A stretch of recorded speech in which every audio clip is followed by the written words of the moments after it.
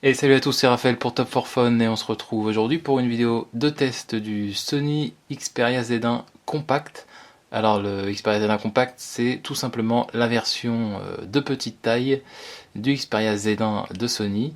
Alors il s'appelle Compact tout simplement parce que Sony a fait le choix de ne pas utiliser le terme mini parce que beaucoup de concurrents, lorsqu'ils sortent une déclinaison mini de leur téléphone, c'est aussi synonyme d'une rétrogradation des performances, hein. Par exemple, on va avoir un processeur moins bon, un appareil photo moins bon, etc. Donc la Sony a préféré vraiment l'appeler compact pour bien montrer sa différence, c'est-à-dire son objectif différent, c'est-à-dire proposer un Xperia Z1 compact, c'est-à-dire vraiment ne pas revoir à la baisse les performances, ou presque. En tout cas, bien sûr, hein, puisque quand on réduit la taille du téléphone, forcément, même si on veut absolument ne pas baisser de qualité certaines choses, on n'a pas le choix, hein. Par exemple, forcément, on a des différences au niveau de la batterie et de l'écran, mais ça, on va voir ça juste après. On va commencer avec un rapide déballage, on va voir ce qu'il y a dans la boîte. Alors ça va être très rapide parce que il n'y a pas grand chose. Il y a tout simplement le strict minimum, c'est-à-dire un chargeur. Donc comme d'habitude, hein, c'est une prise USB classique et un câble USB 2.0. Alors là, c'est un tout petit câble et j'ai l'impression que c'est les anciens câbles, hein, puisque c'est un modèle de près. Donc je crois que Sony a mis un câble assez basique. Et normalement, il y a, alors là, il n'y en avait pas. Normalement, il y a aussi un kit piéton, hein. Alors là, il n'y a pas de doute, c'est sûr. De toute façon, c'est obligatoire en France, donc vous aurez un kit piéton et normalement, si je ne me trompe pas, ce sera un kit piéton intra-auriculaire comme d'habitude chez Sony qui propose quand même des kits piétons d'assez bonne qualité. Alors pour finir cette rapide introduction, donc c'est un Xperia Z1 donc compact, donc de petite taille. Il tient très bien en main. Il faut noter, la batterie n'est pas amovible. Bon, comme d'habitude, hein, sur les Xperia, hein, puisqu'on a un design assez spécial et où c'est compliqué de faire une batterie amovible, et puis de toute façon, beaucoup de constructeurs maintenant privilégient le design, hein, quitte à avoir une batterie non amovible. Pour les prix, on est dans les 469 euros. Donc voilà, bon, c'est clairement haut de gamme. En tout cas, c'est pas une version mini, hein, en tout cas 469 euros. Donc on n'est pas loin des 500. À titre de comparaison, le Xperia Z1 coûte aujourd'hui, donc on est en avril là, 2014 au moment de ce test, il coûte 550 euros, parfois 530 euros si vraiment vous trouvez les prix les plus bas. Donc voilà, donc il coûte quand même un peu moins cher, hein, ce Z1 Compact coûte quand même un peu moins cher que le Z1 classique. Alors pour ce qui est du hardware, eh bien on va commencer avec l'esthétique du téléphone. Donc tout d'abord, alors il est de petite taille, on a le design omnibalance toujours, hein, malgré le fait que soit de petite taille, Sony a renouvelé son design. Omnibalance, ça veut dire en fait, selon Sony, c'est la culture de la symétrie, quoi. C'est vraiment, on a des dimensions taillées, rectangulaires. Alors tous les téléphones sont rectangulaires, hein, mais là on est vraiment sur du rectangle pur, c'est-à-dire qu'il n'y a pas de variante de dimension, c'est-à-dire certains téléphones ont ici par exemple en haut on une sorte de petite courbe, ce qui fait qu'en fait la longueur du téléphone sera pas la même si on considère qu'on mesure d'un angle à un autre ou si on mesure à partir du milieu. Pareil pour l'épaisseur, certains téléphones ont un dos peut-être un peu plus courbé, alors l'épaisseur sera pas la même suivant le point à partir duquel on mesure. Donc le constructeur parfois prend bien soin de dire la plus petite épaisseur ou alors donne la plus grosse. Voilà, donc c'est toujours un petit peu compliqué. Là en tout cas on a un design omnibalance, c'est-à-dire des dimensions pures et dures. C'est voilà, tout est taillé, tout est en ligne droite en fait. Il n'y a aucune courbe. Alors peut-être bien sûr au niveau des coins, mais c'est vraiment c'est très anguleux, très agressif en main. C'est très beau aussi. Alors c'est pas ce qu'il y a de mieux pour la prise en main. Bon alors là c'est un modèle de petite taille donc ça passe en main, mais quand on est sur des Z1 voire Z Ultra, c'est quand même un design, ce design omnibalance qui fait quand même très agressif en main, surtout le coin du téléphone en bas. Mais sinon c'est très joli. Voilà, on a toujours bien sûr couplé avec ce design omnibalance, on a cet aspect, enfin c'est plus qu'un aspect puisque c'est de l'aluminium avec deux plaques en verre. Alors pour la plaque arrière, il s'avère qu'en fait, à la base Sony a mis en fiche technique que le Z1 Compact avait une plaque en verre à l'arrière et il s'est avéré qu'en fait voilà, Sony s'est ravisé, ils se sont trompés à mon avis, voilà, ils ont copié-collé la fiche technique du Z1 se disant que c'était quasiment la même chose, et en fait non, c'est du plastique. Alors c'est du plastique, c'est pas du plastique, ça n'a pas été remplacé par du plastique par une autre coque, mais c'est un aspect, c'est exactement le même que sur le Z1 ou le Xperia Z ou le Z Ultra, sauf que c'est juste pas du verre en fait. C'est du plastique vert, c'est une plaque transparente avec le même aspect, hein, c'est pas du tout granuleux, il y a vraiment le reflet. Donc c'est du plastique, donc ça va être normalement plus résistant au choc, à part peut-être aux rayures, hein, voilà, à voir avec le temps. En tout cas, voilà, ça entache un petit peu, c'est vraiment psychologique, hein, ça entache psychologiquement le côté de plaque en verre, magnifique, avec un cadre en aluminium, voilà, enfin toute la com de Sony. Bon, on peut se retrouver entaché un tout petit peu si vraiment vous êtes extrêmement fan et que vous êtes très attaché au côté de plaque en verre. Mais sinon, visuellement, il n'y a aucune différence. Et puis la solidité, normalement, c'est du plastique, donc c'est même encore plus solide. Voilà.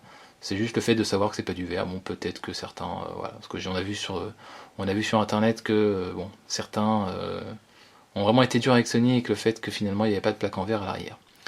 Alors, pour ce qui est des dimensions, on est sur, alors je vais vous arrondir tout ça, hein.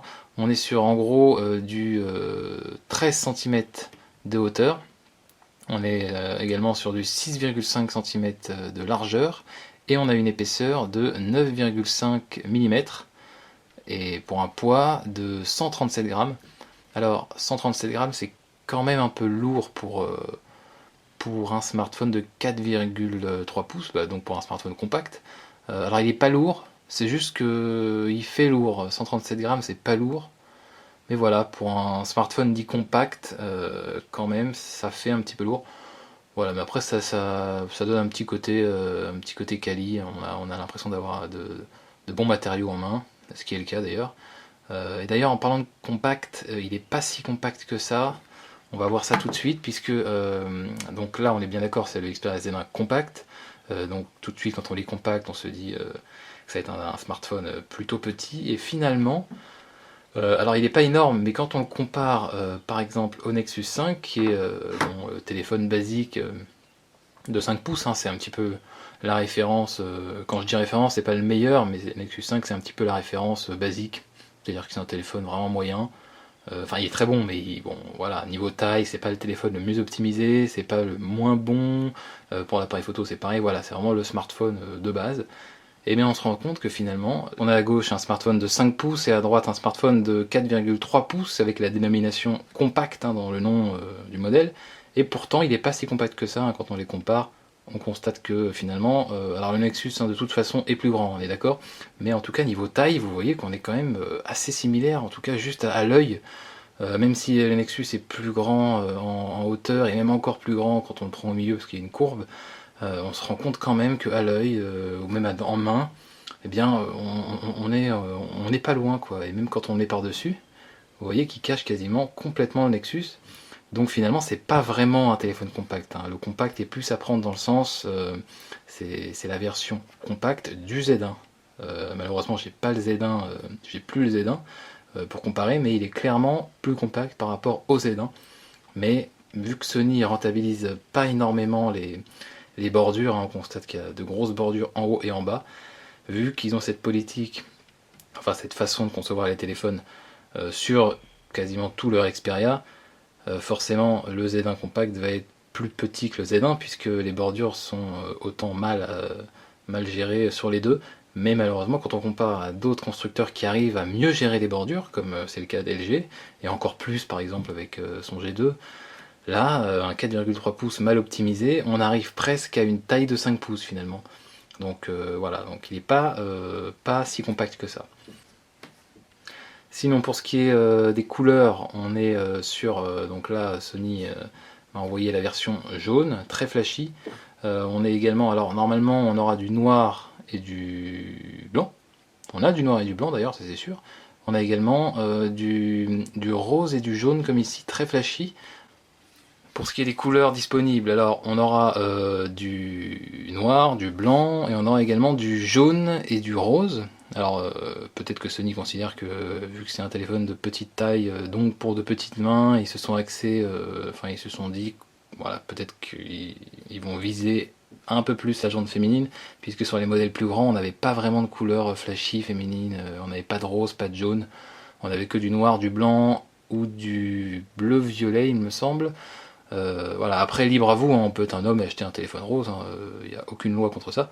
C'est juste que voilà, le service marketing de Sony a l'air d'avoir un petit peu plus axé la palette de couleurs vers des couleurs féminines plutôt, enfin, comparé aux autres modèles. Pour ce qui est de l'image et du son, on est sur du 4,3 pouces en résolution HD, donc en 1280 par 720p.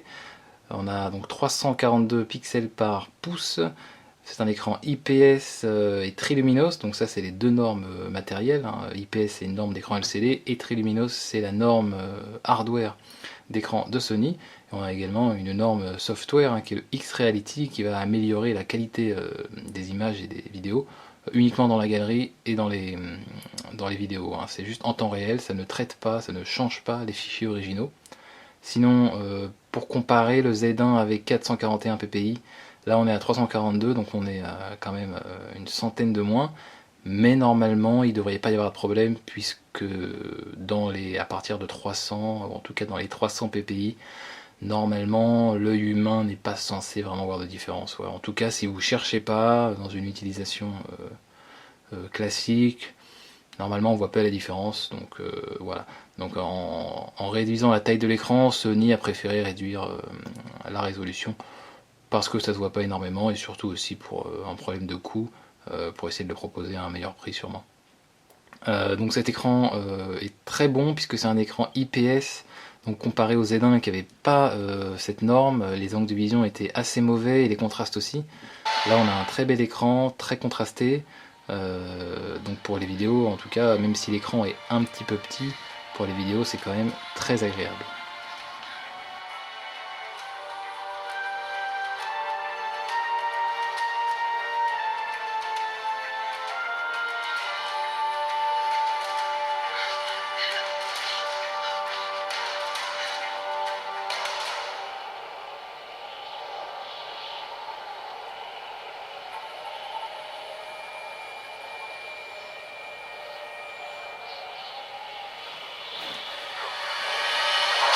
Et puis bien sûr le haut-parleur, alors le haut-parleur est plutôt bon. Alors forcément il est construit de manière étanche, donc c'est pas un des meilleurs haut-parleurs au monde, mais il est très bon, parce que forcément il y a HTC avec son HTC One et le nouveau One M8 qui mène à la vie assez dure aux constructeurs au niveau du son, parce que c'est vraiment un des meilleurs. Mais en tout cas le son sur ce Z1 est très bon, le haut-parleur est assez puissant, surtout avec la norme Audio Clear Plus. Donc c'est une option qui s'active dans les paramètres pendant l'écoute de musique ou de film. Et on sent clairement la différence. À peine on active l'option, on entend clairement la différence. Le son devient tout de suite plus puissant, plus net, plus clair. Et c'est vraiment vraiment agréable. Et on a même du mal à l'enlever tellement ça traite le son et que ça le rend vraiment vraiment plus net.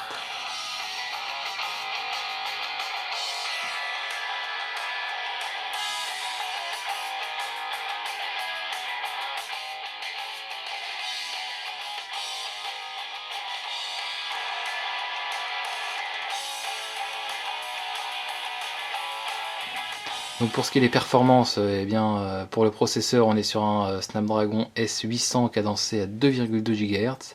C'est un processeur quad-core, un des meilleurs du marché. Pour accompagner ce processeur, on a la puce graphique Adreno 330, c'est toujours cette puce qui accompagne de toute façon ce processeur.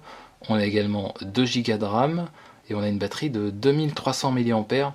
Alors elle est plus petite que celle du Z1 qui faisait 3000 mAh, mais au niveau de l'autonomie, ça se vaut puisque on a beau avoir une batterie plus faible, forcément, donc dans un châssis plus petit, eh bien l'écran est plus petit et en plus avec une résolution plus faible.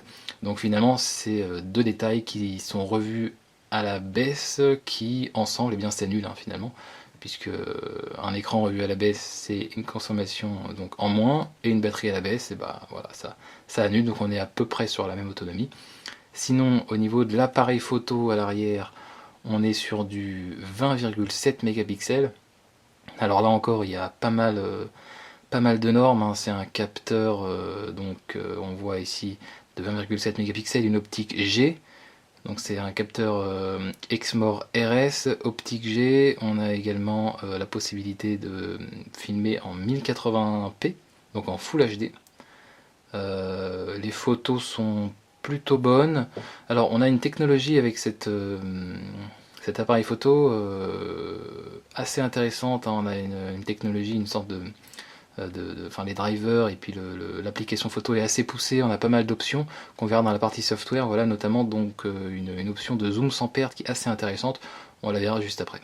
Pour ce qui est des performances brutes, hein, donc des benchmarks, donc on est sur du S800 avec un Adreno 330, hein, donc pour ceux qui ne savent pas forcément, c'est la configuration la plus haut de gamme existante, même s'il y a une amélioration qui est en train d'arriver avec les nouveaux modèles, le S801, ça reste de la famille des S800, hein, puisque c'est toujours la génération Adreno 330, on n'a pas grand chose de nouveau, donc c'est vraiment, je vous le dis tout de suite, un benchmark comme d'habitude, on est dans les scores les plus hauts. Par exemple, sur Antutu, on est dans du presque 34 000, 33 768 points.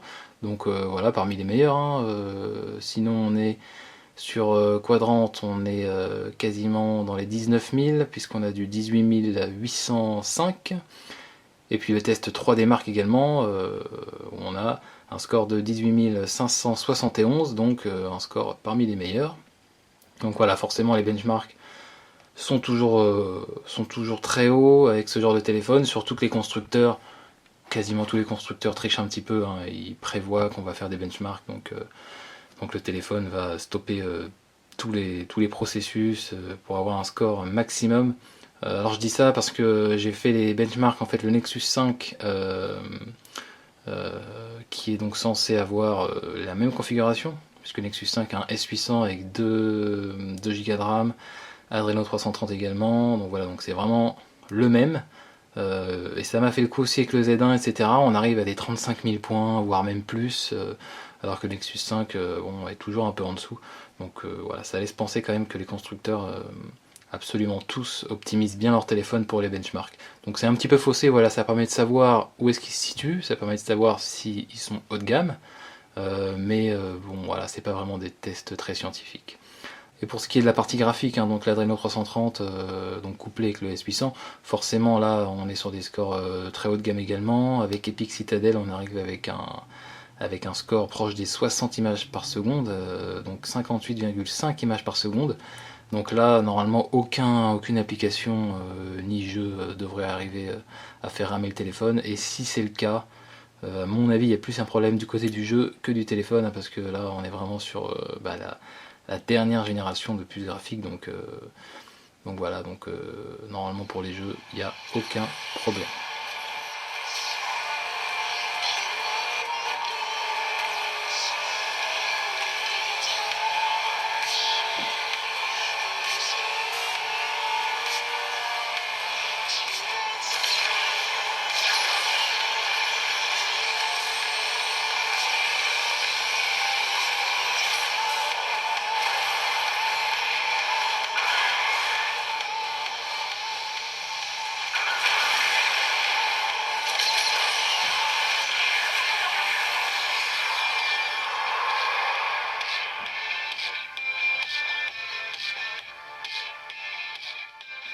Pour ce qui est des connectivités de ce Z1 compact, eh bien, il est comme son grand frère, hein, le Z1, hein, il est 3G et 4G LTE.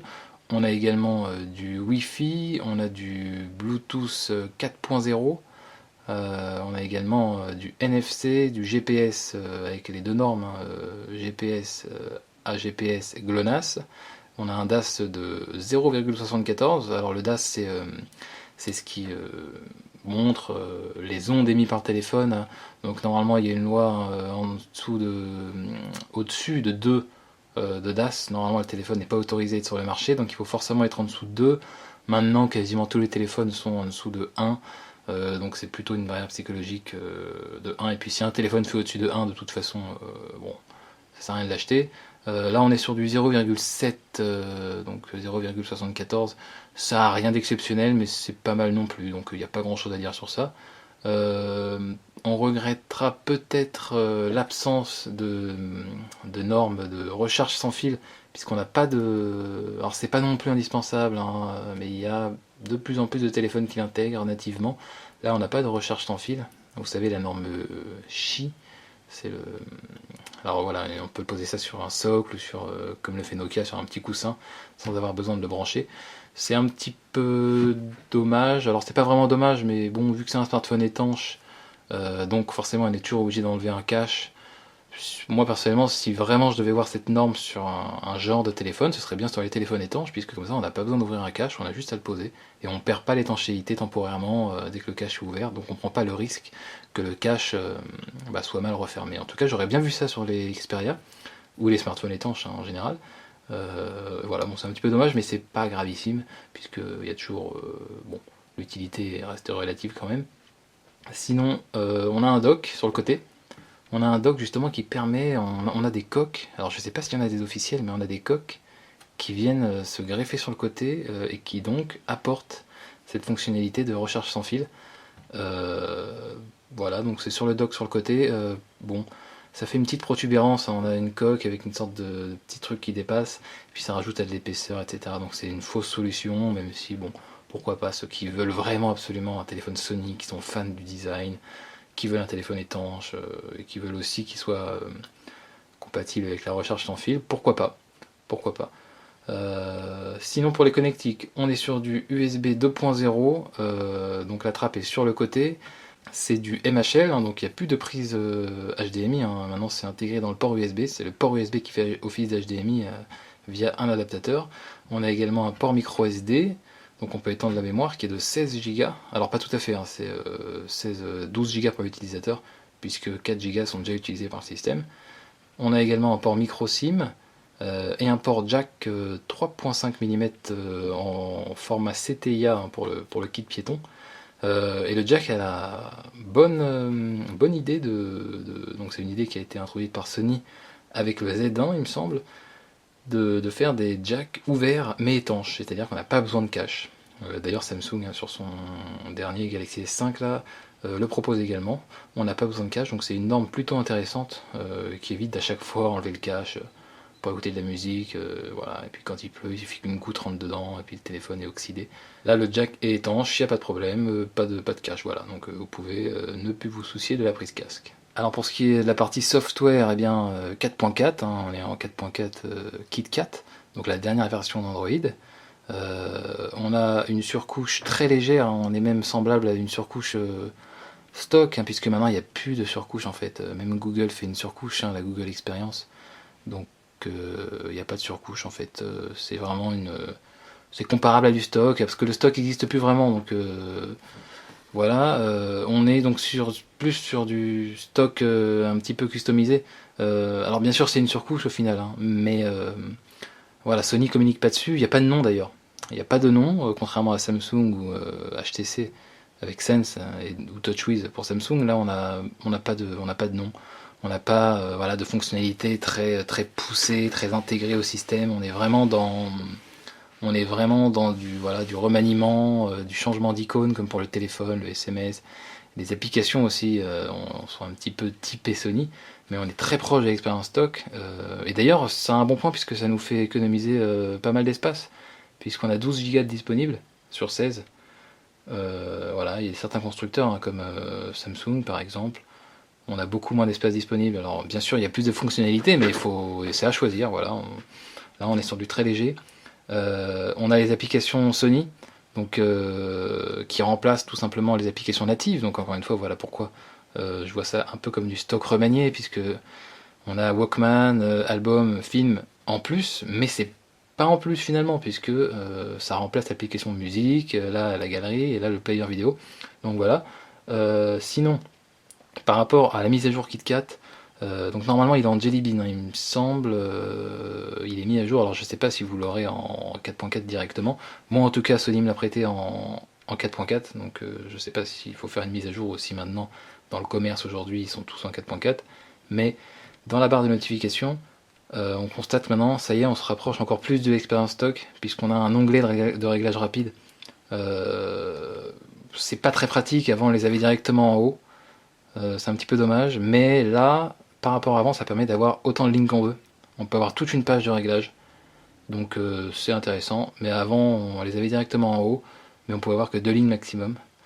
Voilà, donc c'est une petite nouveauté qui, bon, c'est un petit peu dommage. Moi, j'aurais bien aimé avoir une ligne en haut, plutôt que de switcher. Alors même si on peut quand même avec 2 doigts en fait, mais bon. Moi, personnellement, je le fais jamais, je sais pas vous, mais ouais, non, jamais. Donc je fais comme ça, et voilà. Et puis vous pouvez bien sûr toujours ajouter sur l'écran d'accueil un widget hein, pour switcher directement. Pour ce qui est de l'expérience web, on a toujours Chrome qu'on va voir juste après. On n'a plus de navigateur Sony ou navigateur de base, il a été remplacé par Chrome. Donc voilà, donc tout a été retravaillé. On a également un système de thème. Donc ça c'est depuis 4.3 ou 4.4, hein, il me semble c'est 4.3. Donc on va dans les thèmes. Et là vous voyez qu'on peut, donc comme d'habitude, changer les thèmes. Mais on a également une fonction avoir plus de thèmes. Alors c'est un petit peu... honnêtement ça sert un petit peu à rien parce que, regardez, voilà, on a que ça. La plupart sont payants en plus. Et eh bien, en fait, ça nous redirige vers le Play Store en fait. Voilà, par exemple, je clique là, voilà, c'est sur le Play Store, et ça va sûrement... Ah non, c'est gratuit, donc il est gratuit, voilà. Bon, ça peut être intéressant, mais bon, honnêtement, bon, qui va acheter un thème, voilà, 2 euros en plus, c'est-à-dire que non seulement la plupart sont payants, mais en plus ils coûtent 2 euros. Enfin, je veux pas faire le radin, mais bon, 2 euros quand même pour un thème. Surtout que c'est un thème compatible Xperia, donc si vous changez de téléphone, c'est pas installable sur un autre, c'est pas comme un thème d'icône qui est compatible avec tous les launchers, etc. Là, c'est vraiment un thème. Et puis en plus, il n'y en a pas beaucoup, ils sont tous payants quasiment.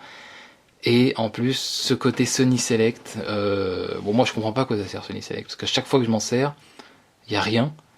Et même Sony Select tout court, hein. Sony Select, quand vous allez dans la liste d'applications, Sony Select, là ouais, vous avez les stores, Sony Select, et là vous pensez que vous êtes sur un store de Sony, mais en fait, il n'y a rien, vous voyez, il n'y a rien, on peut pas aller plus bas, et en plus, vous cliquez n'importe où, vous faites obtenir, et voilà, vous allez sur le Play Store. Alors à quoi ça sert en fait? J'arrive pas à comprendre le truc.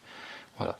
Donc c'est une sorte de truc, il y a 20 applications, enfin, vraiment on a l'impression qu'il n'y en a que 20, et en fait, c'est des applications du Play Store. Donc, je comprends pas à quoi ça sert, mais bon. Voilà, en tout cas, c'est toujours intéressant de pouvoir mettre des thèmes. Si c'est ouvert aux développeurs, c'est dommage. En tout cas, ils n'ont pas l'air de s'y intéresser. Mais sinon, les thèmes sont jolis. Enfin, les thèmes de base.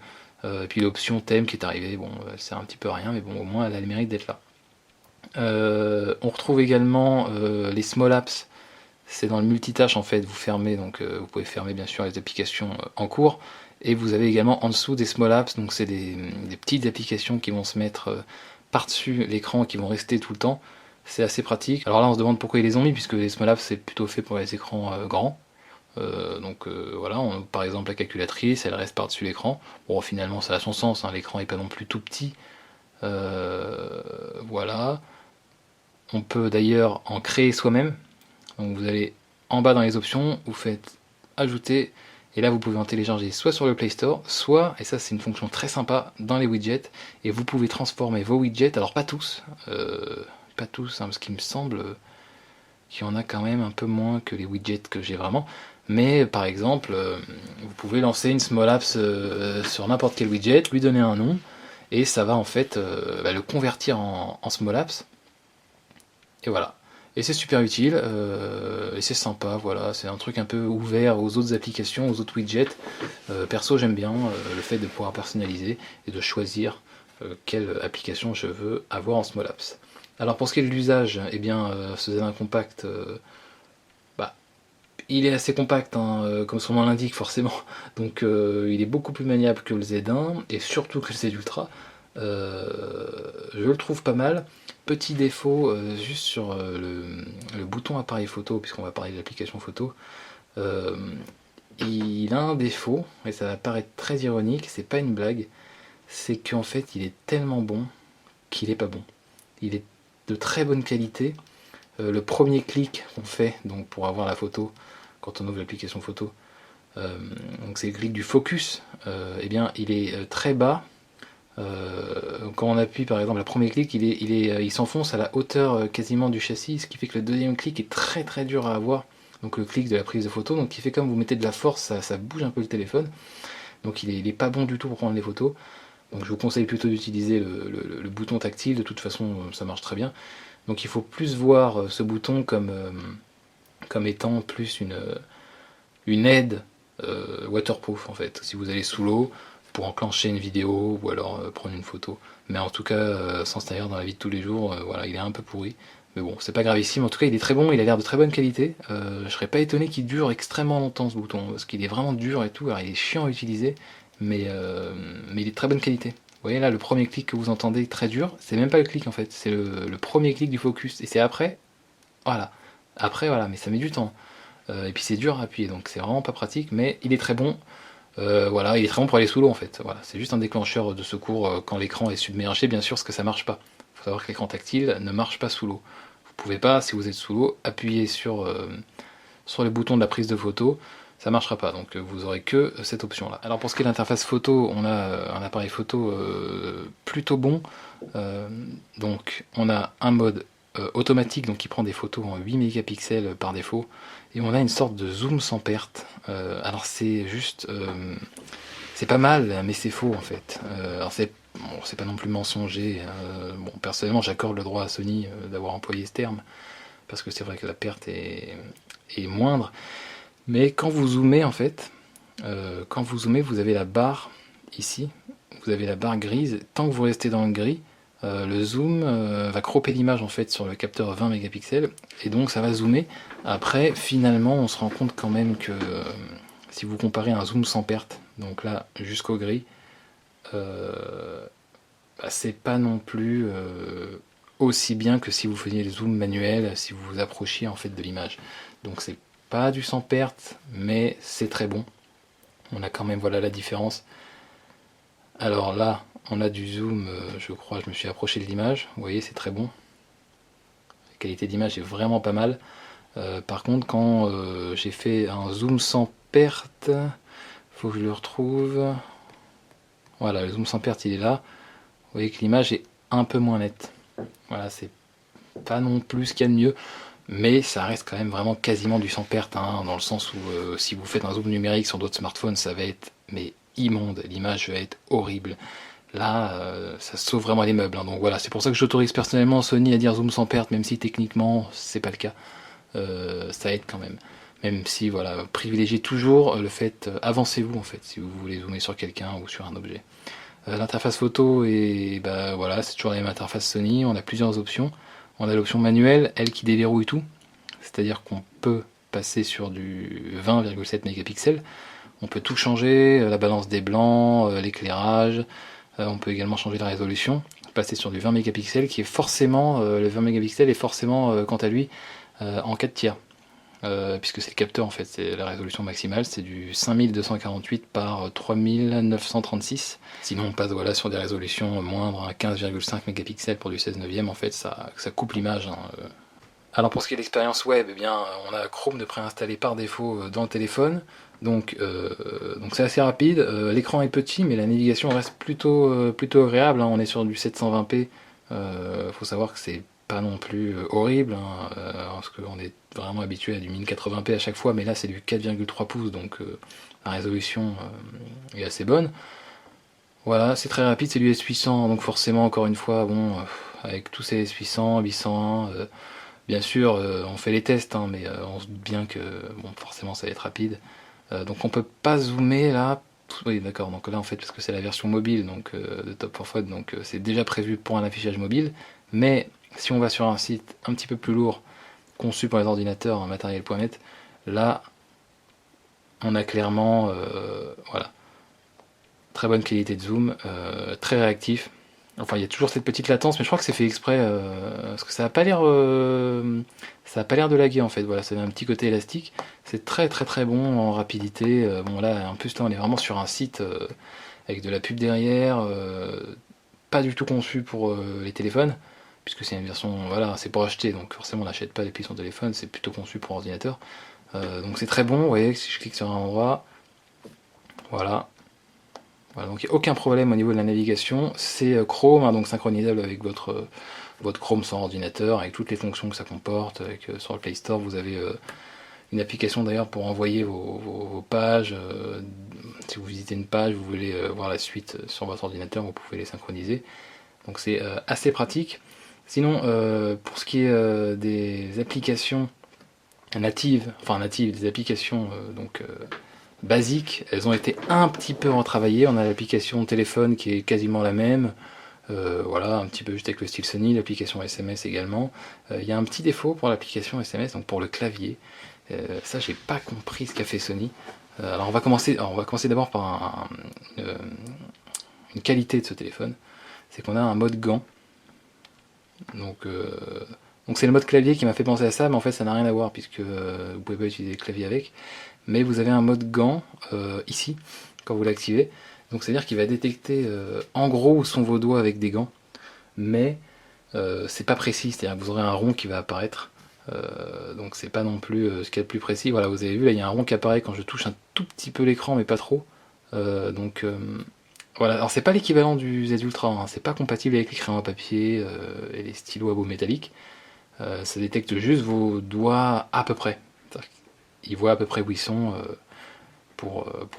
voilà, peut-être pouvoir répondre au téléphone si vous êtes en moto ou au ski par exemple. Voilà, donc sinon je vous disais pour le clavier, il y a un problème qui m'a assez dérangé, c'est que Sony a l'air d'avoir du mal à porter, à convertir à choisir ce qu'ils convertissent ou pas sur différents modèles, le firmware sur le Z Ultra, le Z1, le Z Compact, puisque dans le clavier, on constate que les touches sont assez petites forcément, puisque l'écran est petit. Donc je me suis dit que j'allais activer l'option T9 qu'il y a sur pas mal de Xperia, avec, vous savez, des grosses touches avec ABC, une autre touche avec DEF, etc. Et en fait, en voulant l'activer, alors déjà elle n'y est pas, donc c'est pas grave, c'est pas ça vraiment le problème, puisqu'elle pourrait très bien ne plus y être. Mais finalement, quand on va dans les options du clavier, alors langue et saisie, clavier Xperia, on se rend compte que non seulement l'option à une main n'est pas là, mais qu'on a une option clavier à une main.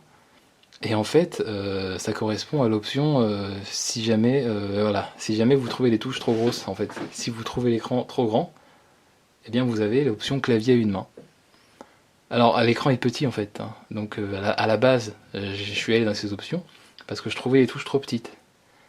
Et au final, on me propose une option pour rendre les touches encore plus petites. Donc ça, c'est clairement le clavier du Z1, du Z Ultra, qui a été porté en fait, et ça sert à rien en fait. Pourquoi porter ça en fait, je comprends pas. Donc voilà, donc Sony en fait ça c'est le clavier des Z Ultra. Et on en a pas besoin en fait, hein, parce que c'est un 4,3 pouces, donc personnellement j'ai pas besoin de ce clavier compact. Il est déjà compact par défaut de toute façon, on n'a pas le choix, c'est un écran compact, donc on aura un clavier compact. Là on nous propose une option compacte. Bon, voilà, j'ai pas compris, c'est tout. Hop, et voilà, il se remet normal. Quel est l'intérêt d'avoir un clavier plus petit? Il est parfaitement utilisable à une main et on a une option une main.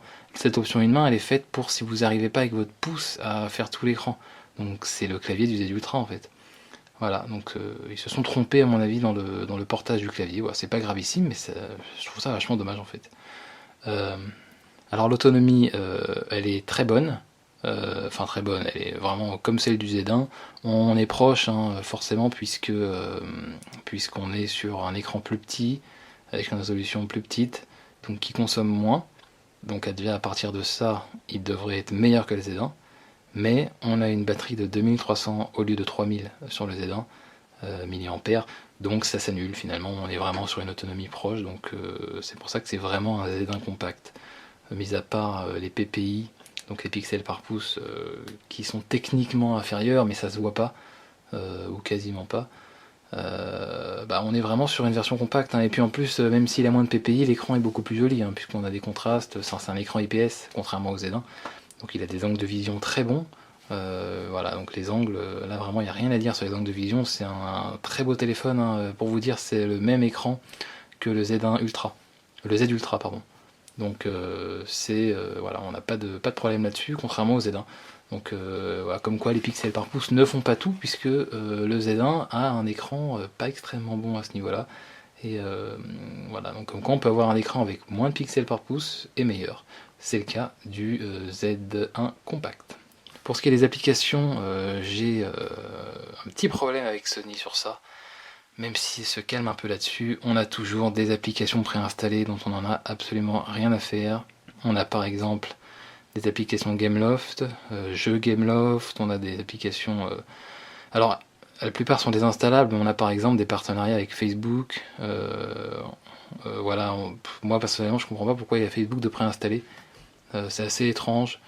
Elle est pas désinstallable en plus, on peut pas la désinstaller. C'est pas grave, hein, vraiment il n'y en a pas beaucoup, au final je chipote là, mais je me demande juste pourquoi. Moi j'ai Facebook, de toute façon je vais l'installer, et si j'ai pas Facebook, bah, je ne la veux pas sur mon téléphone quoi. Donc je me demande à quoi ça sert, au moins les rendre désinstallables, voilà c'est ça juste le truc. On a aussi McAfee etc, mais celles-là elles sont désinstallables. Donc voilà, donc il y a toujours un mix d'applications installées, enfin préinstallées, désinstallables, et d'autres préinstallées non désinstallables. Alors je sais pas ce que ça veut dire, je sais pas pourquoi. Est-ce que celles qui sont pas désinstallables, c'est les partenariats où ils ont payé plus cher pour payer désinstallables, et celles qui sont désinstallables sont ceux qui ont payé pas extrêmement cher, je sais pas, je sais pas pourquoi. En tout cas ça entache un petit peu, voilà, mais ça c'est un tout petit coup de gueule, hein, ça entache en rien, ça prend pas beaucoup de place. C'est juste voilà, ça donne une sensation un petit peu de fourre-tout. Et puis on a aussi l'application PlayStation Mobile. Voilà, donc cette application c'est comme Sony Select, voire pire.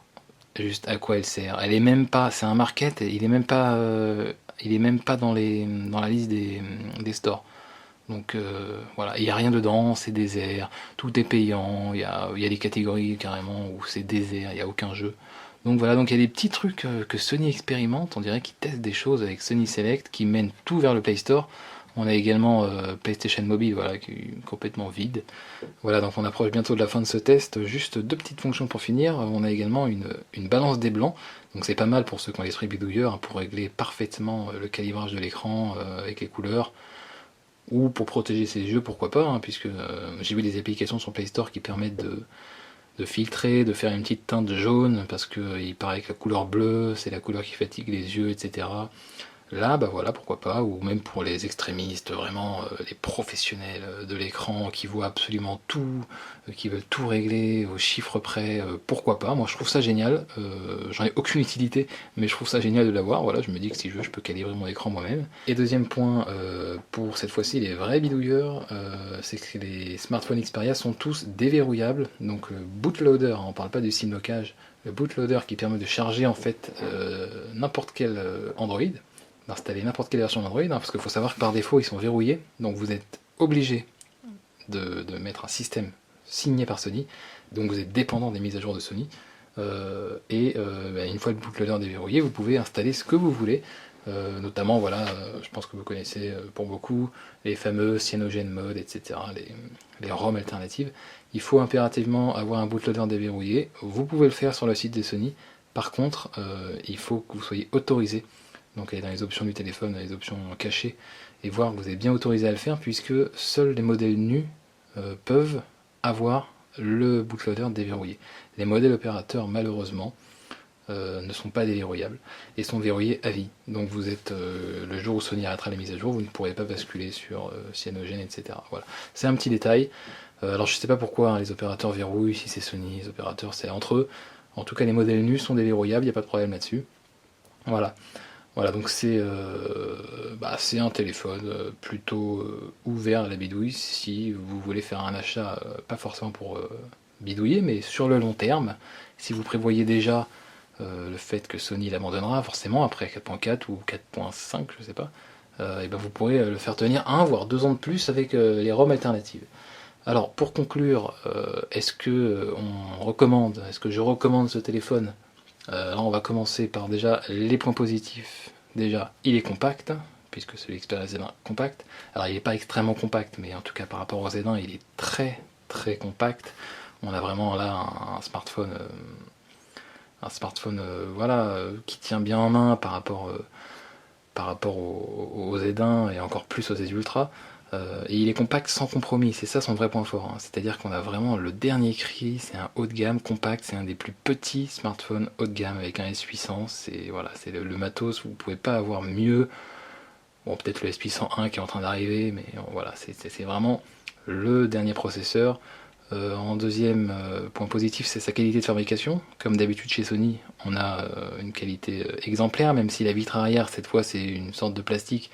C'est pas grave, on a de l'aluminium, du verre, ça reste quand même bien au-dessus des concurrents. Bon, pas tous, hein. C'est vrai qu'il y a HTC qui fait des très beaux téléphones, mais en tout cas, en règle générale, c'est quand même une très bonne qualité de fabrication. Autre point positif, c'est extensible par micro SD, ça devient de plus en plus rare. Voilà, point positif. On est sous KitKat, donc la dernière version d'Android, ce qui est pas mal. Ça offre toutes les dernières optimisations, et puis la stabilité en plus. Et puis bien sûr, sa certification IP5558, qui est un atout non négligeable, hein, puisque avoir en haut de gamme petit et étanche, résistant à la poussière, c'est vraiment un luxe. Et je trouve ça très très utile. Pour ce qui est des points négatifs, eh bien on a les espaces toujours chez Sony, les bordures d'écran qui sont toujours très très grandes. Bon, ça permet une bonne prise en main. Honnêtement, ça permet une bonne prise en main pour les vidéos. Après, c'est surtout valable pour les grands téléphones. Là, pour le Z1 compact, ils auraient pu quand même faire un effort. Voilà, donc c'est un petit peu grand. Sinon, il est un peu lourd par rapport à sa taille. 137 grammes. C'est pas grave, mais voilà. Pour comparaison, voilà, Nexus 5 fait 130 grammes et il fait 5 pouces. Après, ça donne une sensation de qualité, donc voilà, faut voir. Mais en tout cas, il est un petit peu lourd. Le bouton photo également, je vous en ai parlé, qui est un petit peu dur. Un petit peu dur. Très bonne qualité, mais un petit peu dur à utiliser. Et puis son épaisseur, il est un petit peu épais. Et surtout le fait qu'il soit compact, ça fait ressortir encore plus cette sensation d'épaisseur. Mais il n'est pas très épais, mais bon, on est habitué avec les Sony à avoir quasiment du 6 mm. Là, on est sur plus de 9 mm, donc quasiment, enfin, presque 1 cm. Voilà, on aurait aimé avoir plus fin, mais ça va, ça passe, hein. C'est pas non plus un téléphone extrêmement épais. Alors, est-ce qu'on recommande l'achat? Eh bien, clairement, oui. Oui, parce que tout simplement, c'est le seul téléphone quasiment à proposer d'aussi bonnes caractéristiques dans un châssis aussi compact. Voilà, si vous voulez un petit téléphone, ou en tout cas un téléphone pas grand, dernier cri, avec un appareil photo quand même assez énorme, 20,7 mégapixels, c'est pas mal, eh bien c'est celui-là qu'il faut, hein, tout simplement. Il n'y a pas photo. Le Z1 compact à sa place, en tout cas, a répondu à une attente que beaucoup voulaient, c'est-à-dire avoir un téléphone en dessous des 5 pouces, dernier cri, en tout cas haut de gamme. Eh bien Sony l'a fait. Voilà, c'est la fin de ce test, hein. C'était donc le test du Sony Xperia Z1 compact, et n'oubliez pas que vous pouvez suivre toute l'actu mobile sur le site internet. Vous pouvez également, bien sûr, laisser un commentaire, vous abonner à la chaîne YouTube, laisser un commentaire, également vous abonner, hein, sur Facebook et Twitter. A bientôt.